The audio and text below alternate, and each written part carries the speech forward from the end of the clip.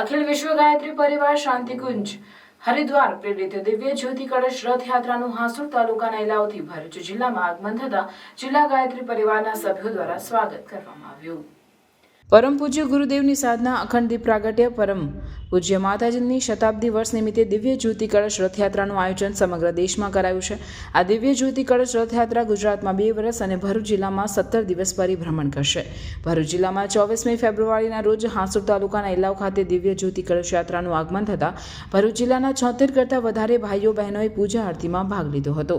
સામૂહિક યુગ નિર્માણ સત સંકલ્પનો પાઠ અને સામૂહિક ગાયત્રી મંત્ર ચાલીસાના પાઠ અને સૂર્ય અર્ધ્યનો સંકલ્પ કરાયો હતો।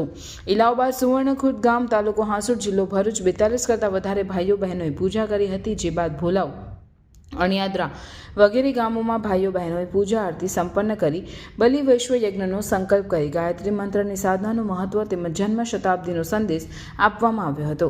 જેમાં શાળાના નાના બાળકોને તેમની ભાષામાં નિયમિતતા અને આરોગ્ય વિશે માહિતી આપવામાં આવી હતી।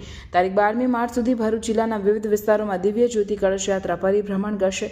ભરૂચ જિલ્લા ગાયત્રી પરિવાર દ્વારા આ દિવ્ય જ્યોતિ કળશ રથયાત્રાની ઉર્જા શક્તિ પ્રાપ્ત કરવા તેનું દર્શન પૂજન આરતીમાં સહભાગી થઈ જીવનને ધન્ય બનાવવા હાર્દિક આમંત્રણ પાઠવવામાં આવેલ છે।